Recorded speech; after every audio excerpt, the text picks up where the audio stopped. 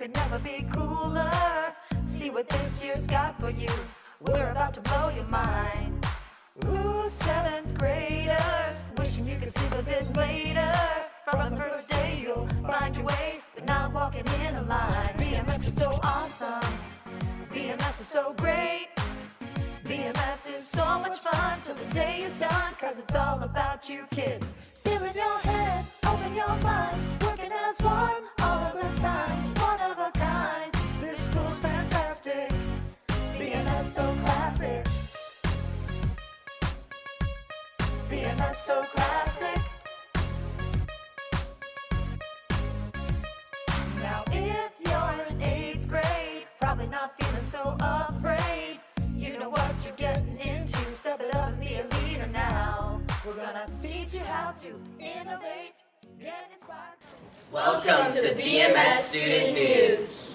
I'm Elise. I'm Matthew. I'm Jimmy D. And I'm Sky. Bird, it sure is getting cold out there. What can we do when it starts snowing?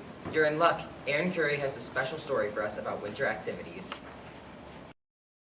Hi, I'm Aaron Curry, and I am interviewing some people today from 8-1 and 8-2 about their favorite winter activity. So, Caitlin, what's your favorite winter activity? My favorite winter activity is playing basketball with my friends. Cool. Isn't that the sport where you like dribble? Yeah. And you shoot. I know that one. Yeah. Hi, I'm here with Keely Baker, and I'm going to ask her what her favorite winter activity is. So, what's your favorite winter activity? I like going up to Mad River and snowboarding. Didn't that burn down? Yes. Oh. The cold never bothered me anyway. Oh, let it go. That song is so old. Chill out. I love that song. That song isn't as cool as everyone thinks. You just gotta freeze them out, guys. As Zach said last episode, here are BMS's new teachers, brought to you by Claire Coonley. I am here with Miss Mayung, interviewing her about the new teaching staff. How long have you wanted to be a teacher? I think I probably decided I wanted to be a teacher when I was like a junior or senior in high school. I kind of accidentally fell in love with teaching because I was doing some community service hours and tutoring a student.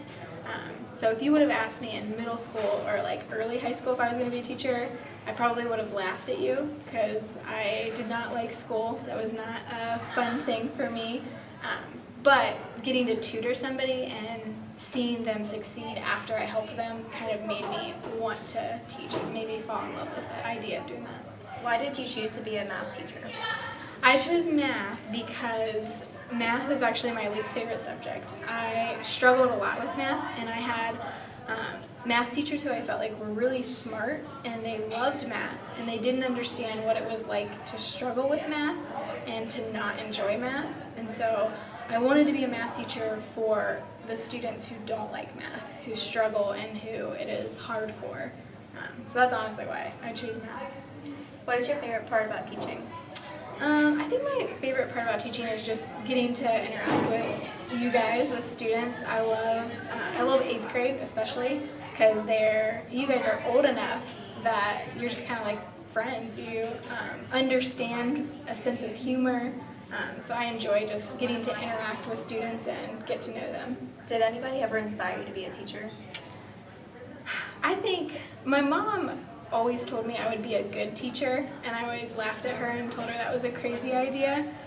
But she did always encourage me. She said that she always told me you're a very creative person, you're organized, I think you would be good at this. And I just didn't realize that's what I wanted to do until later. What college did you go to? I graduated from Ohio State, the Ohio State University. Did you teach at any other schools before here or substitute? Yes, so I taught at West Liberty Salem. Last year was my first year officially teaching, and the year before that I did my student teaching at Columbus City Schools. So I've been at a couple of schools. This is my third one now, but I like it the best. Okay, thank you. Yeah, thank you. Thank you, Claire. Hey, are you guys excited for the upcoming musical? I know I am. Yeah, The Lion King Jr., right? Well, if you're not sure, Emma Armstrong has a great interview for you on BMS's new production. Hi, I'm Emma Armstrong, and I'm here with Mrs. Wink, interviewing her about this year's Bunsold musical. What is the musical this year at Bunsold? The Bunsold musical this year is Lion King Jr. And what are the dates for the performances? The dates will be March 4th, 5th, and 6th. What made you want to be a part of putting this show together? Well, I really love doing musicals. This is only my second one, but being able to just be with students in a different light other than in the classroom is so exciting, and being able to see the talent is really cool. Did you do musicals when you were a kid? I did a couple. I was in sports, so I got some of the chorus parts, but they were really fun. What is your favorite part about being a part of working with everybody in the musical?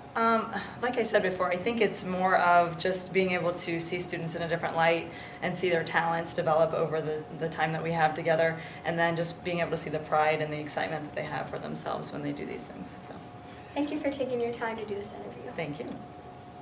If I said I didn't want to see it, I'd be lying. All right, guys, we need to move faster. We're on a time limit. On to our next subject, the Rube Goldberg Project. A report coming from Paige Trent, interviewing Mrs. Claridge. Hi, I'm Paige Trent, and I'm here with Mrs. Claridge, interviewing her about the Rube Goldberg Project. So how long have you been teaching this at Bunsold? Rube Goldberg has been at Bunsold for 2 years. This is the second year. Before that, we were doing an arcade project, so we switched over to Rube. So is it like a standard that we have to do in Ohio, or is it just a way to help us learn like non-contact, contact, and potential energies? Well, it's part of a culminating standard. All of our physical science standards build on top of each other, so it actually fits for 7th and 8th grade standards as well. But it's about taking what we've taught in class and having the kids problem solve, and as a team, learn how to do some cooperation and teamwork skills to solve a problem. And with Rube, it's a simple task that has a complex list of patterns and devices that they construct to make it fit the bill, and it has to have a certain amount of contact forces and non-contact forces and identify where all the potential energies are. So while it's fun, they also have to make the connections of what we've been doing in class to their contraption, and hopefully it works. So how was the project brought to Bunsold? When Mr. Young was hired at Bunsold, he came in as a social studies teacher, but he'd been teaching science at London, and part of his master's project at Otterbein was doing a Rube Goldberg doing this Rube Goldberg. So he had done it at London, and when he came here, when they switched him over to teaching science, he convinced us to go from doing our arcade game to trying the Rube Goldberg instead. What's your favorite part about the project? Helping the groups learn to work together and communicate and problem solve and find out that it's okay to disagree and to argue, but you need to make it a beneficial lesson at the same time. So lots of groups would have pretty heavy disagreements, but they learned to get through it, and in the end they were a team. So it was really cool to see that happen. All right, thank you for your time. Oh, you're welcome. Thanks, Paige. What do you guys think of your projects? It's really fun. My project is to toast a piece of bread. Physical science doesn't have to do that till the end of the year. You know what else has physics? Basketball. The girls and boys' first basketball team game was Tuesday, December 1st. As a final note, on November 13th, ISIS attacked Paris, killing over 130 people and many more were injured. Many memorials around the world lit the colors of the French flag to show sorrow and support for the lives lost. The attacks have led to the ever-popular Peace for Paris sign, which is also used to show support for the people of France. Our deepest condolences for the families. See you next time on BMS Student News. Hey, where's the drums?